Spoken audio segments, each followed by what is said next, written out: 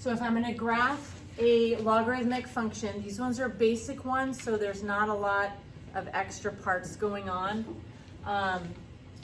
We're going to eventually get this graph right here, and I'm going to show you how we get this graph.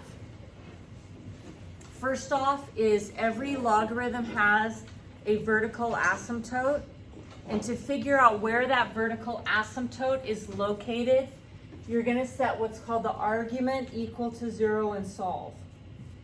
The argument is what's inside of parentheses that you're taking the log of, and because all of these are very simple equations, notice in this one, log base 2 of x, the argument is just x. There's not much to it.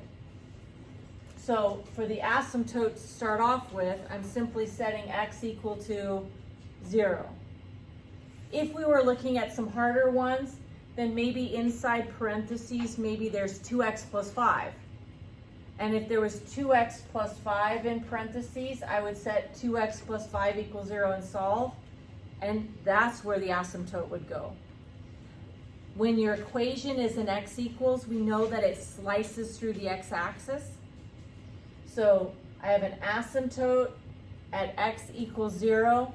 So that is where this line right here came from. Okay, the next thing is we need to plot a couple of points. All of these logs with bases larger than 1, they kind of look like a square root function. You know, a square root function has a solid dot and then it curves off to the side. The only difference is that instead of having a solid dot and it curves off to the side, it also goes forever down. And if you pick up a graphing calculator to graph logarithms, it can look misleading on the graph because this shoots down so fast and gets close to the y-axis so fast that the calculator doesn't know what to do. Because when I am 0.000000001 away from the y-axis, it's too many decimal places, and the calculator says, panic. So when you glance at one on a graphing calculator, it often looks like it stops. But just know that it goes down forever. And then logs are lazy, so they kind of curve off to the side. They're going right forever, they're going up forever, but it's going up so gradually, it almost looks like there's an asymptote up here, but it does continue to go up, up, up forever. Okay, now we need to have a couple of points to plot, and the very first number that you want to substitute into your equation is so that you're taking the log of 1. Because no matter what the base, if you're taking the log of 1, okay, so I'm replacing this with 1, the log of 1 is always equal to 0. So that is a quick point that we could get. So write 1 up 0, right here. Okay, then the next couple of points that you're going to want to get, you want to pick numbers that have the same base, because we've got that property when the bases match, the log completely goes away. So in this case, what I might select here is, let's say I go with 2. You can see how those bases match. And the exponent that's right here that I don't see is 1. So what I've really substituted in for x is 2 to the first power, but that matches, and so the answer is 1. Okay, so I'm gonna plug in 2 to the first power, which happens to be the same thing as 2. So when I plug in 2, the answer is 1, and I went right 2 up 1, and I have another point.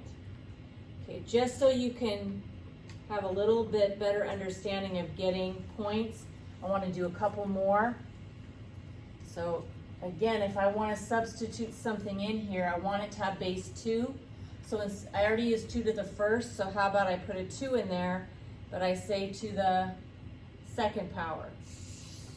But putting a 2 to the second power in for x is the same thing as substituting 4. So if I plug 4 in there, 2 to the second, the 2's match, it goes away, and so the answer is 2. So I can go right 4 up 2 and plot another point.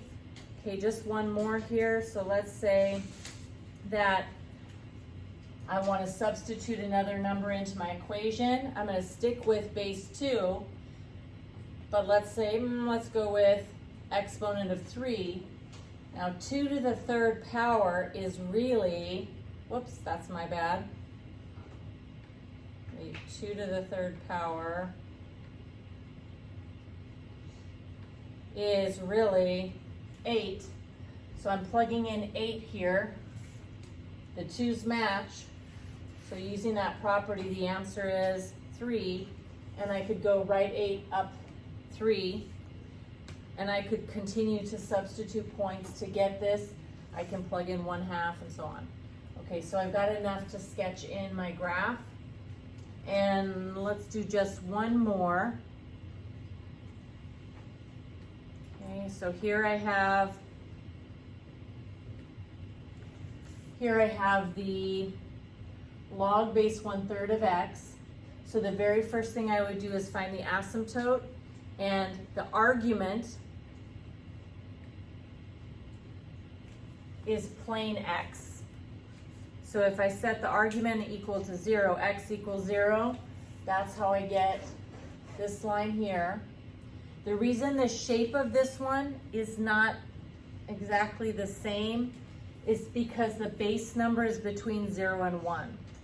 Any of the logs that have a base that is bigger than 1, it's going to curve gradually to the side, and these ones curve gradually this way.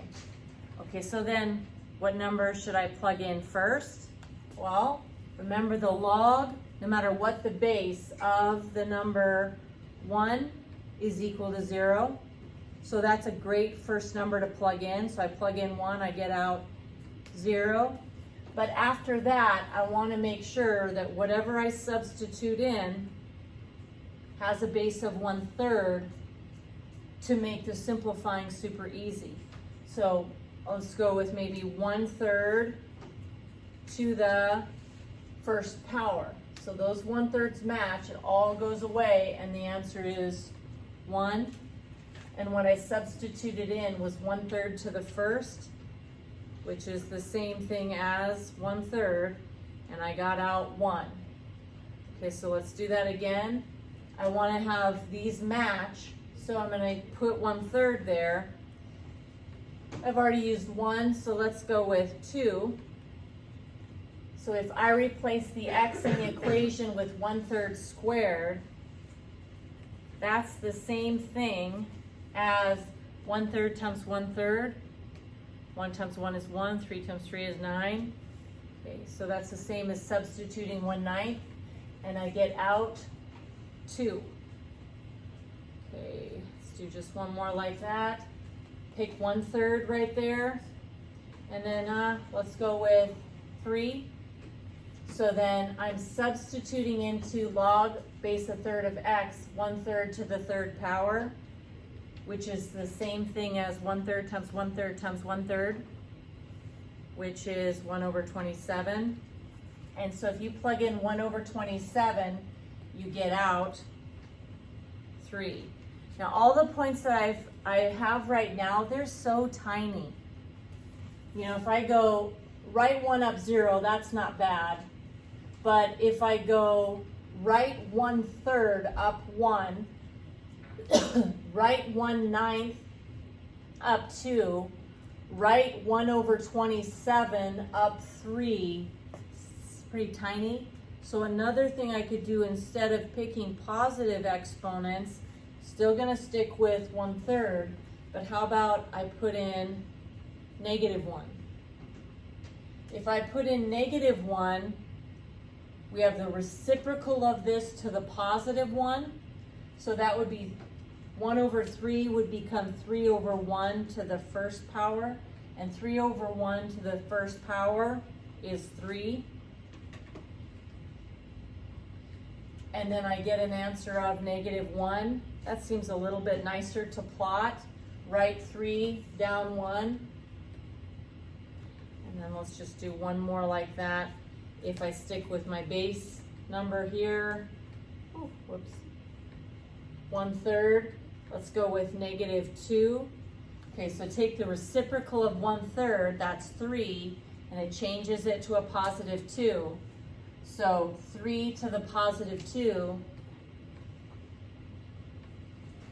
is going to be 9, and I get an answer of -2. So I'm going to plot the point 9, comma, -2, write 9 down 2, and we've got a little bit better sketch there. So if you want to find points, substitute numbers with a matching base so that all of that disappears. And a fantastic first point to substitute is always something that's going to make you take the log of 1, because we immediately know the answer to that one is 0.